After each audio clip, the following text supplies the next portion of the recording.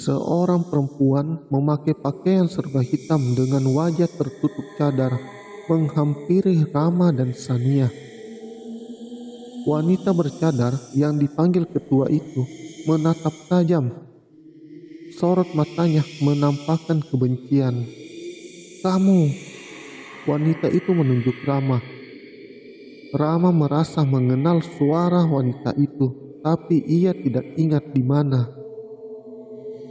"Mas, kamu kok bisa ke tempat tadi?"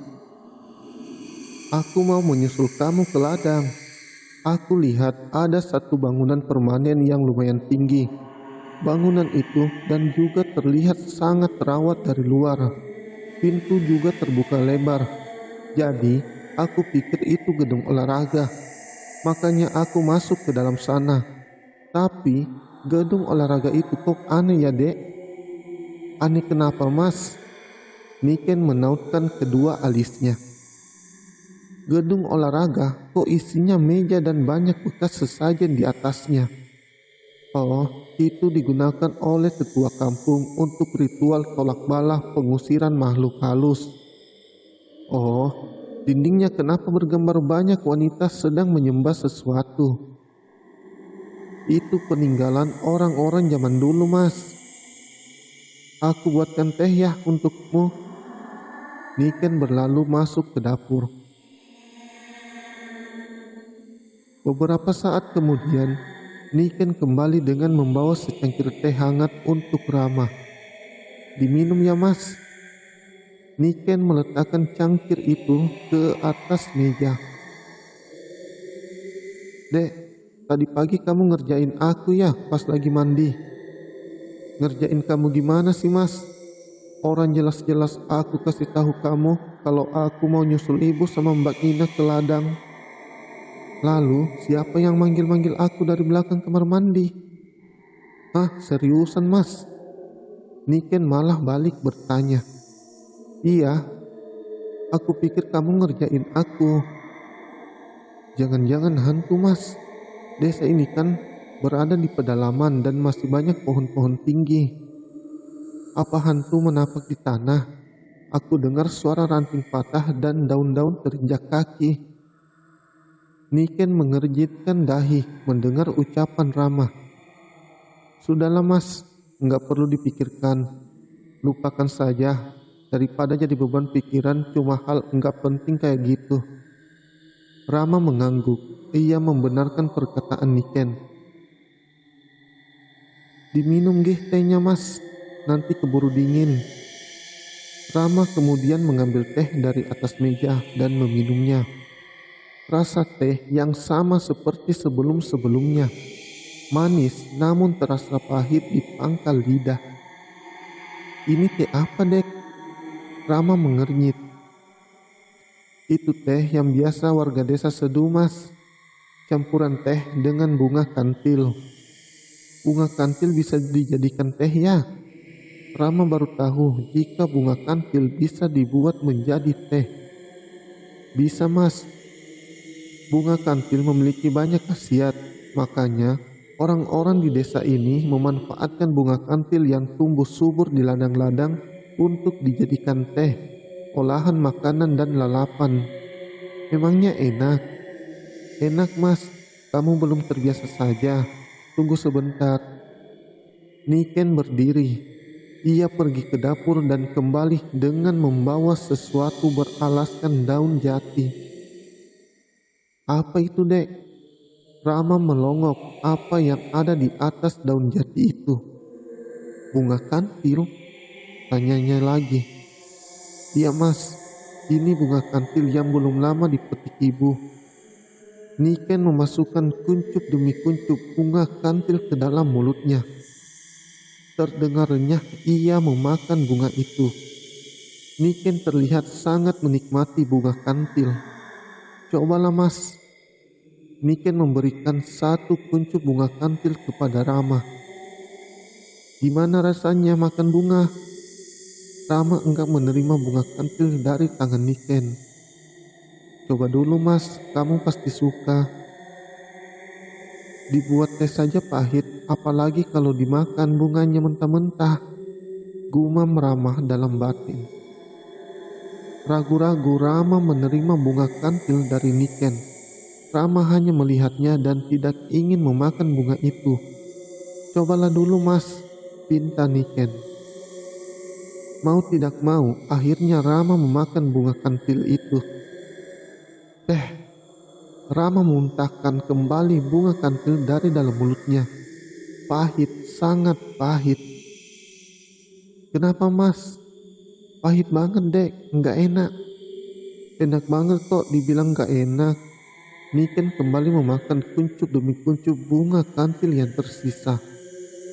Rama hanya memperhatikan Niken memakan bunga kantil. "Tidak pahit dek." Niken menggeleng. "Manis mas." Aneh, padahal saat Rama memakan bunga kantil itu terasa sangat pahit dan tidak ada manis-manisnya. Tapi kenapa Niken mengatakan manis? Dilihat dari ekspresi wajah Niken saat memakan bunga kantil, memang sepertinya bunga itu tidak pahit. Atau mungkin karena Niken sudah biasa memakannya. "Dek, tadi pagi itu ikan bukan sih yang digoreng untuk lauk?"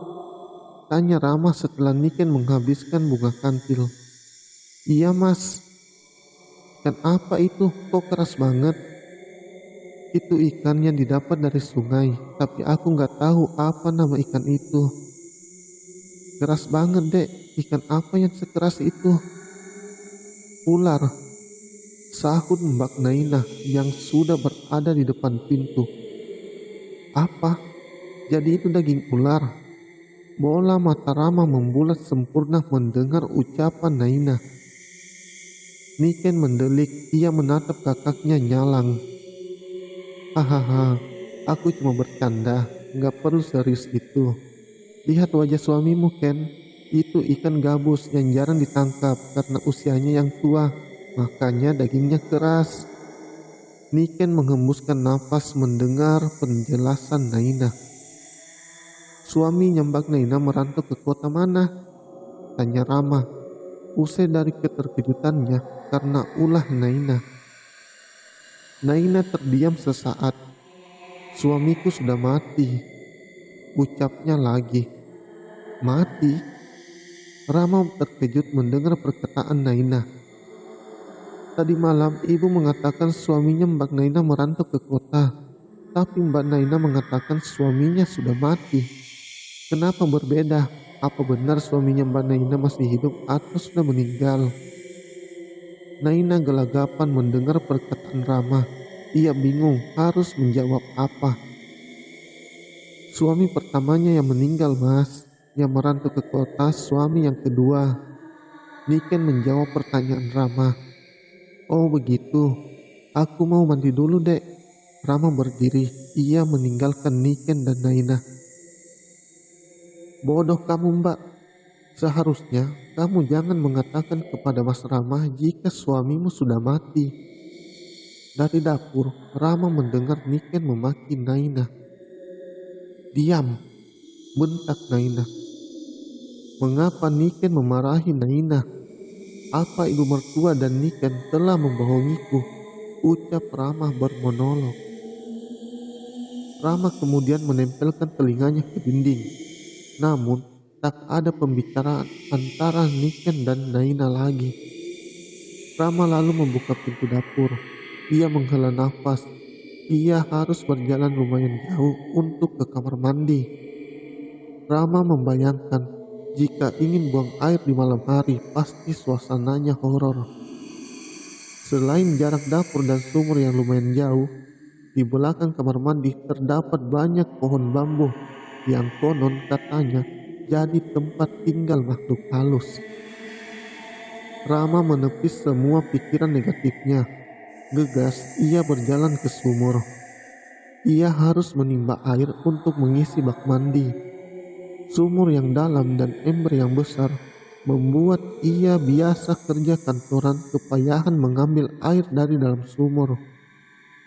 Us, angin berhembus kencang dari arah pohon-pohon bambu. Tungku Rama meremang. Rama mencoba abai dengan semua itu. Ia bersiul-siul untuk menghilangkan rasa takutnya. Tiba-tiba ada yang menirukan siulan Rama dari belakang kamar mandi. Rama berjalan ke belakang kamar mandi untuk melihat apakah orang atau hantu yang menirukan siulannya. Namun, tidak ada siapapun di belakang sana. Dari kebun bambu terlihat sekelebat bayangan melintas begitu cepat. Melihat rimbunnya pohon-pohon bambu, Rama bergidik. Ia lalu kembali ke kamar mandi. Cepat-cepat, Rama mengguyur tubuhnya dengan air tanpa menggosokkan sabun ke tubuhnya. Ia lalu memakai pakaiannya kembali karena lupa membawa pakaian bersih. Gegas, Rama keluar dari kamar mandi. Rama berlari ke dapur. Ia mengatur nafasnya yang tidak beraturan setelah berada di dalam rumah. Pergi ke kamar mandi sudah seperti uji nyali baginya. Rama pergi ke kamar untuk mengganti pakaiannya. Ia sedikit risih dengan lukisan perempuan yang ada di dalam kamar. Ia membawa pakaiannya keluar. Matanya jelalatan mencari kamar yang bisa digunakannya untuk ganti baju. Mata Rama tertuju pada satu kamar. Sepertinya kamar itu adalah gudang. Niken, Nainah, dan Sarti jarang masuk ke sana. Rama membuka kamar itu. Aroma bunga-bungaan menguat begitu Rama memasukinya. Ada karung-karung entah berisi apa, dan ada satu meja berisi banyak sesajen dan juga dupa dengan asap yang masih mengepul. Ruangan apa ini dan apa isi dari karung-karung itu?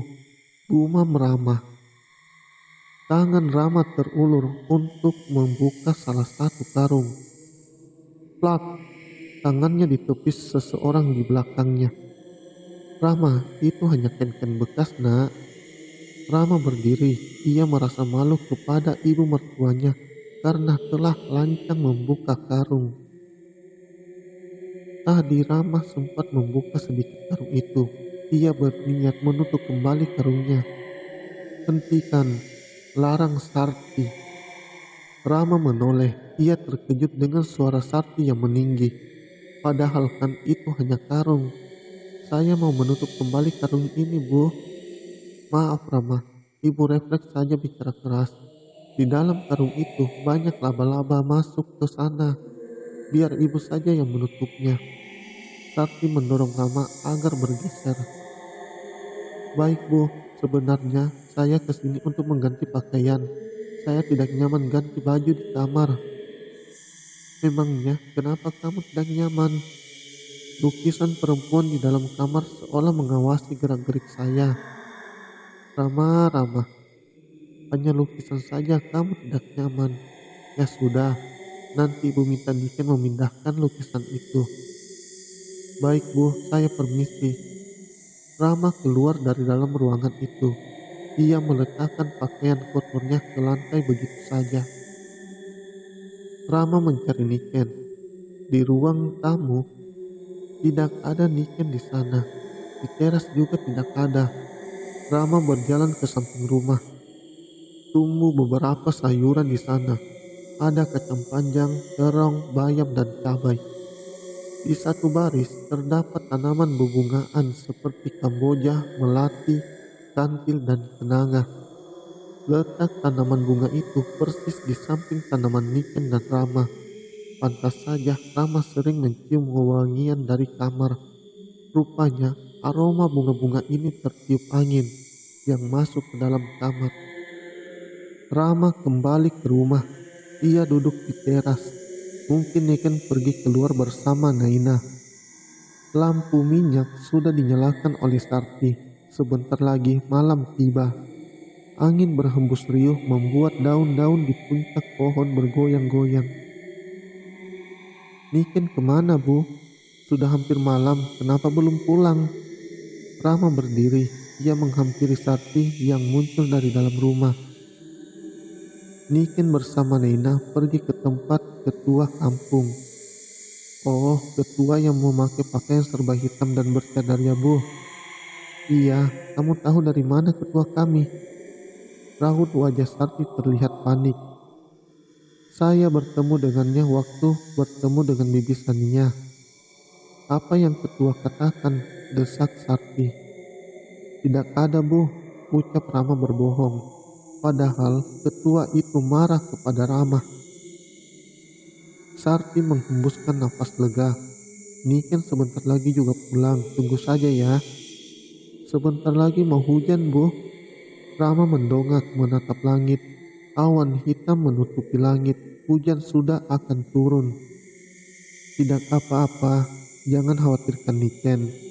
Ibu tinggal masak buat makan malam dulu ya. Sarti masuk ke dalam rumah. Aku harus menyusul Niken. Bisa sakit hujan-hujanan. Rama mengambil payung yang untungnya dia ingat di mana kemarin Niken menyimpannya. Rama kemudian keluar rumah dan membawa 2 payung. 1 payung besar dan 1 payung kecil. Hujan mulai turun tatkala Rama berada di perempatan. Bodohnya aku, kenapa tidak tanya sama ibu di mana rumah ketua? Rama merutuki dirinya. Ia bingung di mana rumah ketua. Mau bertanya ke warga, pintu rumah-rumah sudah ditutup. Hari juga sudah menjelang malam. Angin bertiup kencang. Hujan juga mulai turun dengan lebatnya. Harusnya aku mendengarkan ucapan ibu. Harus kemana lagi aku? Brak. 1 pohon berukuran besar roboh tak jauh dari Rama berada. Ia melompat dari tempatnya berdiri. Untung tidak mengenaiku. Rama mengurat dadanya. Payung yang ia bawa terbawa angin. Hanya tersisa payung kecil saja. Rama membuka payung kecil itu. Tubuhnya basah karena payung itu tidak sepenuhnya menutupi tubuh Rama. Angin yang kencang lagi-lagi menerbangkan payung Rama hingga tubuhnya basah semua terkena guyuran air hujan. Rama menggigil kedinginan. Ia melihat 1 rumah yang tidak jauh darinya berada. Rama berlari ke rumah itu. Assalamualaikum. Rama mengetuk pintu dan mengucapkan salam. Tidak ada jawaban. Rumah itu juga dalam keadaan gelap. Mungkin tidak ada orang di rumah ini. Rama duduk meringkuk di kursi panjang yang ada di teras. Bibirnya membiru karena kedinginan. Brak. Tiba-tiba pintu rumah terbuka sendiri. Rama melompat saking terkejutnya. Lampu di dalam rumah sudah menyala. Sepertinya ada seseorang yang telah menyalakan lampu. Permisi. Tidak ada jawaban. Karena tak ada jawaban, Rama melangkah masuk ke dalam rumah. Remang-remang cahaya dari lampu minyak cukup membuat Rama bisa melihat isi dari dalam rumah. Ada foto seorang perempuan tengah memeluk seorang pria tua dan wanita tua. Mungkin mereka itu keluarga. Wanita muda yang ada di foto itu anaknya. Sedangkan pria dan wanita tua itu adalah kedua orang tuanya.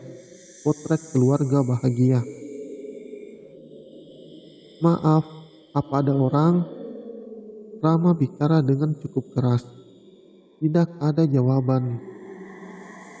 Permisi, ada orang di sini. Rama setengah berteriak. Lagi-lagi, tak ada jawaban.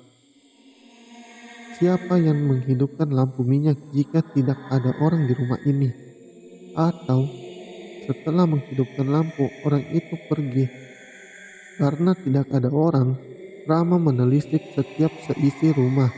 Biasa saja, tidak ada yang aneh dari rumah ini. Di atas lemari tua, Rama menemukan buku catatan kecil. Diambilnya buku itu, dibuka lembar per lembar buku itu. Rama berhenti sampai pada 1 tulisan yang menarik perhatiannya. Sabtu, 21 September 2015. Hidupku bagaikan di neraka tinggal di desa ini. Mereka sangat kejam dengan teganya menghabisi calon suamiku untuk dijadikan tumbal. Sejak mengikuti Roro, mereka semua jadi hilang kewarasan dan mengikuti semua perintah Roro. Aku merasa tidak aman tinggal di desa ini. Aku ingin keluar bersama ibu dari desa ini, tapi aku tidak bisa. Siapa Roro? Ucap Rama dalam hati. Akan kutanyakan kepada Niken. Suara putih menggelegar, memekakkan telinga. Cahaya kilat membuat keadaan rumah menjadi terang benderang, dan penerangan akan kembali meredup bersama dengan hilangnya cahaya kilat. Duar. Kembali petir menyambar dan kilat menerangi dalam rumah. Tepat di saat itu, Rama melihat ada seorang perempuan berdiri di depan pintu penghubung ruang tamu dengan ruang belakang. Bersamaan dengan hilangnya cahaya kilat, perempuan itu pun menghilang dan akan muncul lagi ketika cahaya itu menerangi. Siapa kamu? Perempuan itu tidak menjawab. Ia menunduk dengan rambut panjangnya menutupi seluruh wajahnya. Bahu perempuan itu bergetar. Ia menangis. Kenapa kamu menangis? Perempuan itu tidak menjawab. Ia terus saja menangis. Rama bingung, tidak tahu harus berbuat apa. Akhirnya, ia mendekati perempuan itu.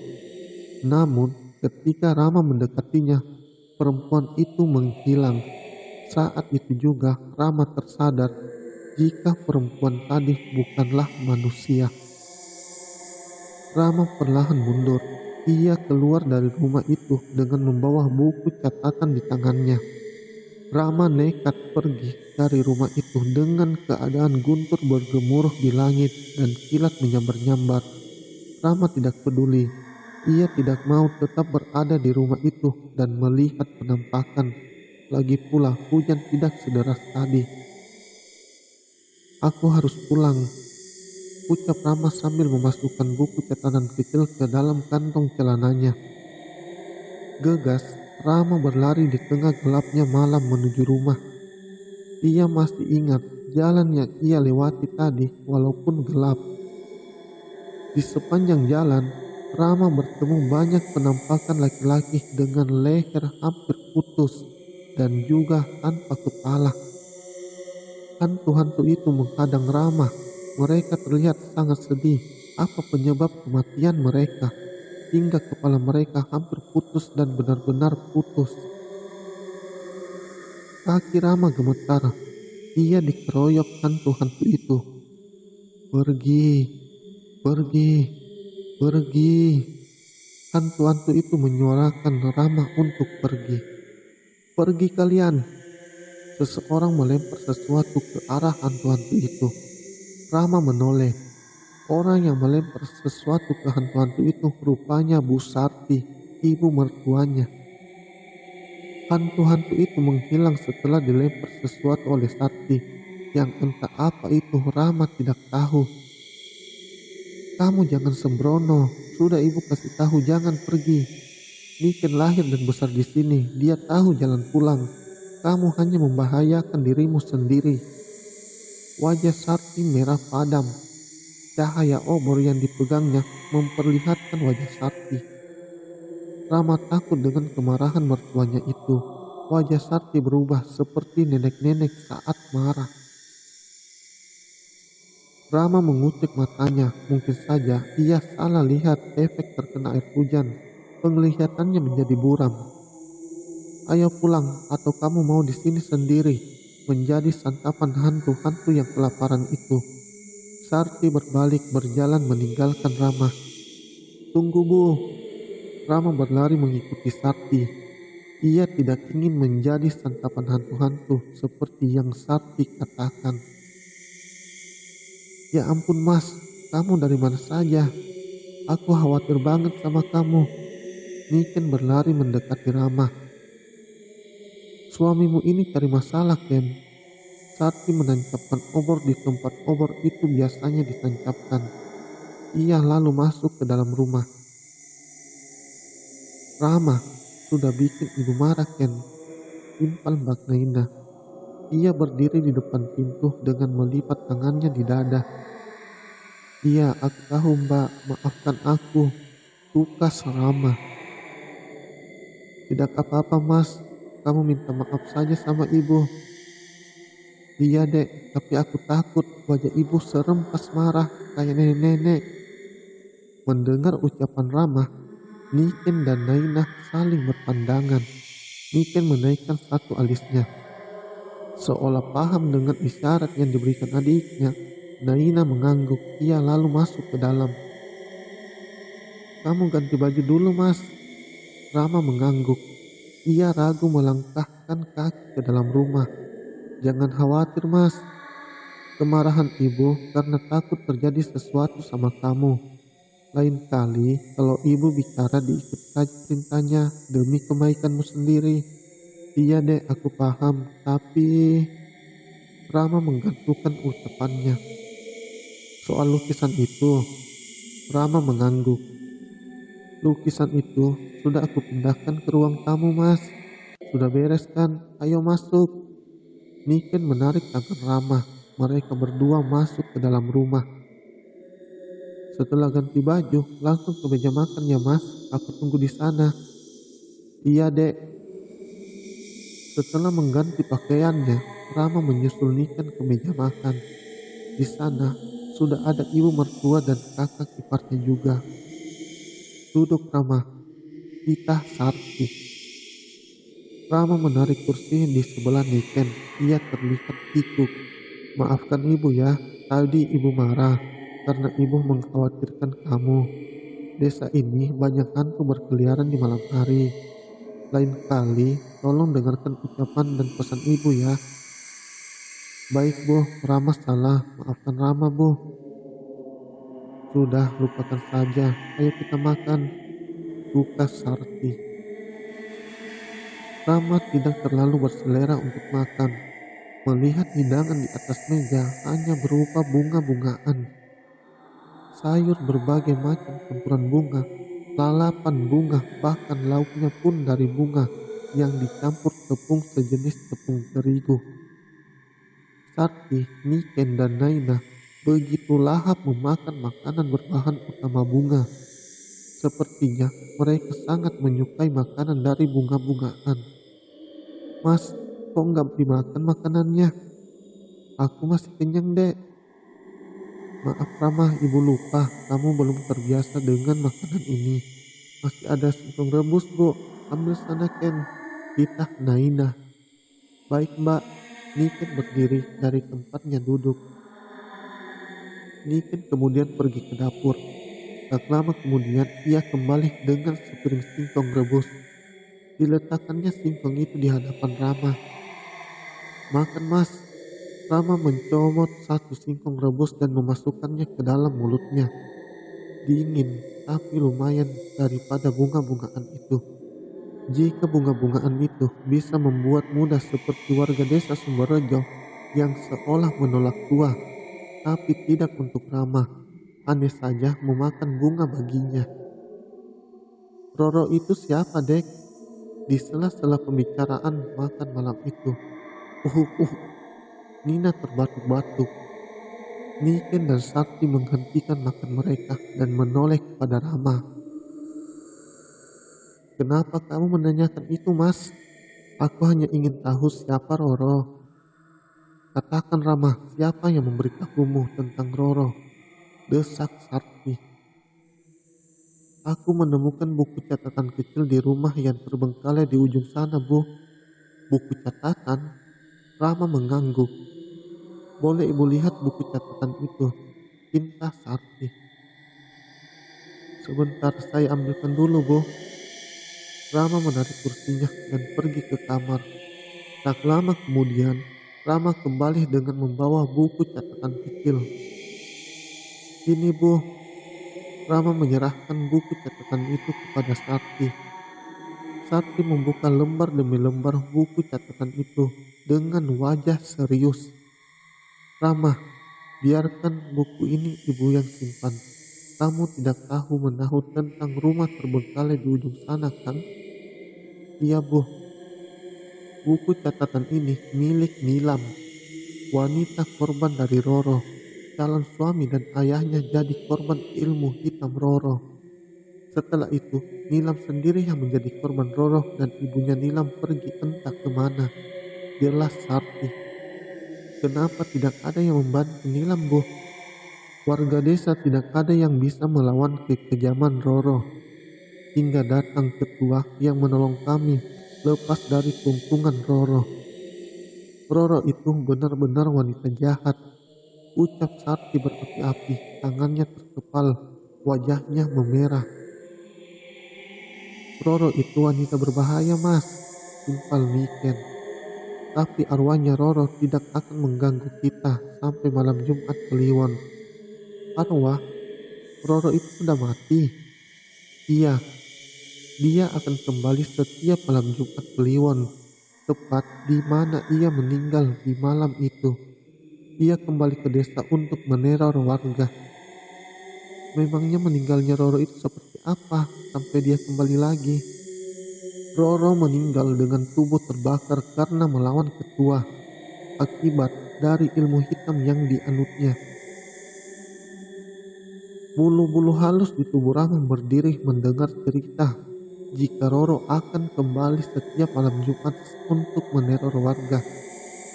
Astaga, besok sudah malam Jumat Kliwon. Naina menepuk jidatnya sendiri. Benar, ibu sampai lupa. Timpal Sarti. Pagi ini, ketika Rama bangun, ia hanya sendirian di rumah. Tidak ada istri, ibu mertua, dan juga iparnya. Kemana mereka pergi sepagi ini? Rama keluar dari kamar. Ia duduk-duduk di teras. Mungkin saja Niken, ibu mertuanya, dan juga Naina pergi ke ladang. Tapi ini masih terlalu pagi. Kenapa tidak ada yang membangunkan Rama sama sekali? Sambil menunggu Niken dan yang lainnya pulang, Rama pergi ke belakang rumah, di mana terdapat beberapa tanaman singkong. Rama mencabut satu buah batang pohon singkong di dalam tanah tempat umbi singkong itu berada. Rama menemukan kain putih yang membungkus sesuatu. Diambilnya kain putih itu. Dahi Rama berkerut. Ini bukannya kain kafan. Di dalam kain kafan itu terdapat sehelai rambut dan juga tulang. Rama kembali mengubur kain kafan berisi rambut dan juga tulang. Rama mencabut singkong dengan umbi yang besar-besar, membuat Rama berkeringat. Ia berniat untuk pergi mandi. Sebelum ada yang memanggil namanya dan juga menirukan suaranya, Rama terlebih dahulu pergi ke belakang kamar mandi. Daun-daun kering berserakan, sepertinya Niken atau yang lainnya tidak pernah menyapu dan membuat daun-daun kering itu menumpuk. Rama berkedip ketakutan. Seandainya saja ular bersembunyi dalam tumpukan daun-daun kering dan mematok kakinya. Amat sudah riwayatnya. Rama tertegun melihat rumpun pohon bambu yang tumbuh subur. Seperti ada sesuatu yang menariknya pergi ke sana. Tanpa sadar, Rama berjalan ke pohon bambu itu. Kini, Rama berada di tengah-tengah tanaman bambu. Loh, kenapa aku bisa ada di sini? Ucap Rama setelah tersadar. Rama melihat sekeliling ke seluruh sisi. Yang ada hanya pohon-pohon bambu sepanjang mata memandang. Keadaan di tengah pohon bambu gelap. Hanya sedikit cahaya matahari yang masuk melalui celah-celah daun bambu yang saling bertumpuk. Rama terkejut. Di dalam sana terdapat kuburan dengan kondisi yang cukup terawat. Kuburan siapa yang berada di sini? Brak, tiba-tiba ada seseorang yang memukul Rama dari belakang.